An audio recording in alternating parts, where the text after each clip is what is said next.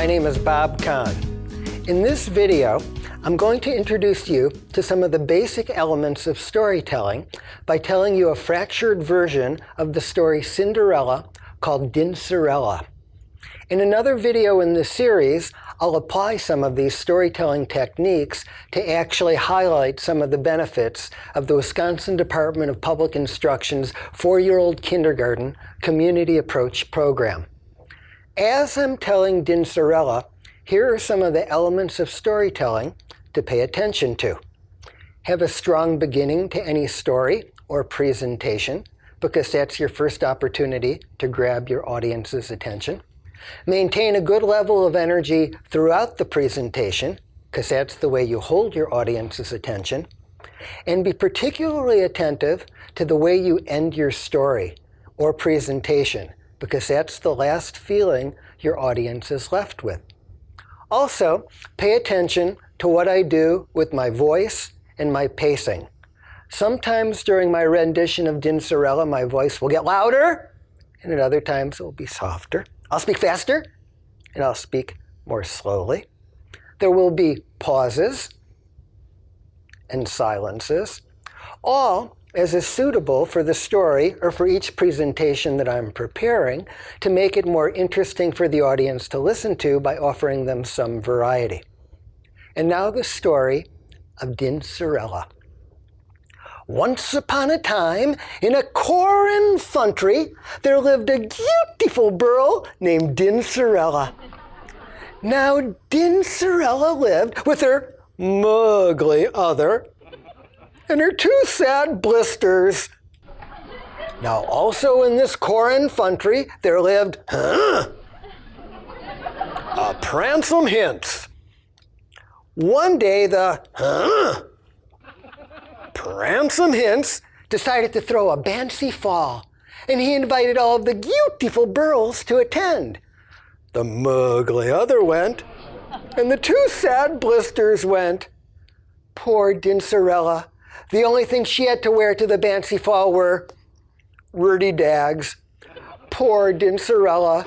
She cracked down and sighed, "Hoo-boo!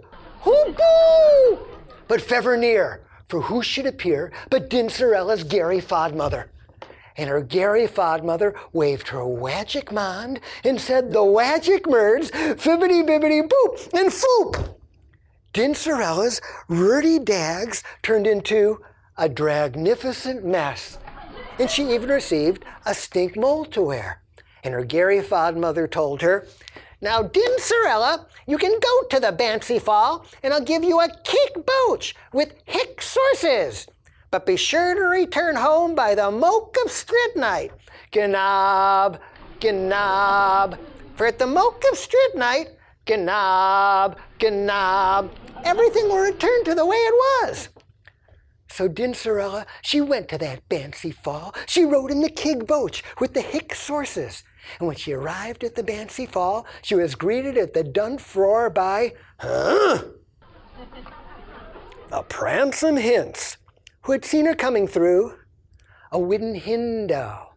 When Dincerella and the pransome hints saw each other, they lell and fove, and they danced, and they danced, and they danced. They really baked their shooties. And just when that pransome hints was about to quap the pestin, it was the moke of stridnight.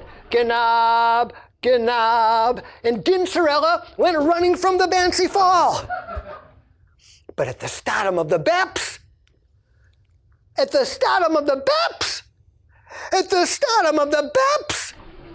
she slopped her dripper. Well, that pransome hints, he picked up that slop dripper, and he traveled all over the corn country to try and find the foot that fit. He tried it on the mugly other's foot. It fit and dit.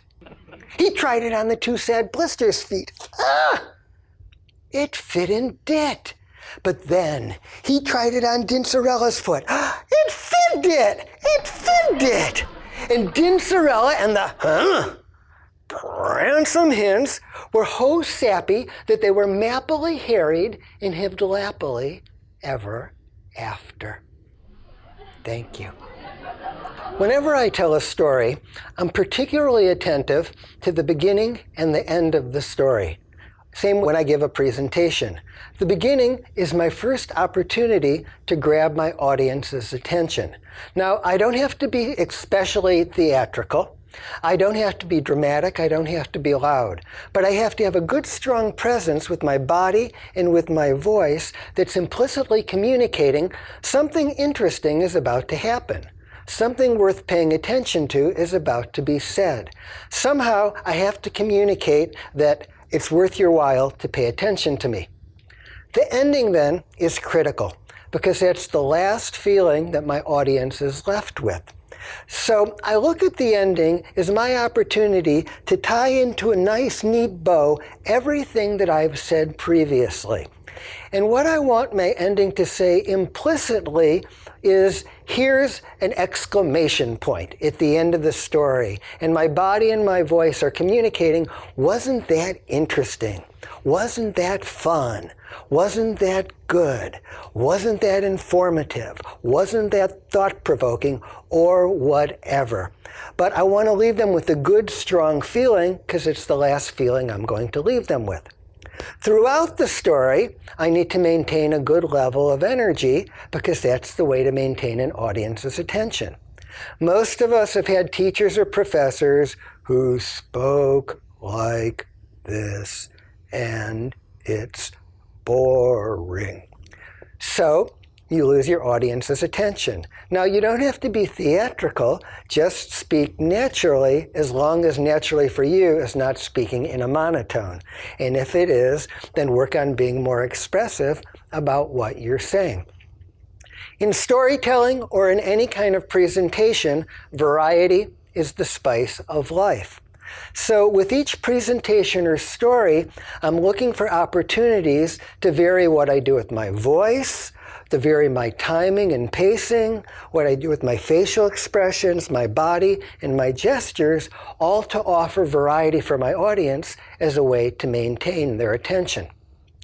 Timing is a particularly important tool of storytelling or giving a presentation.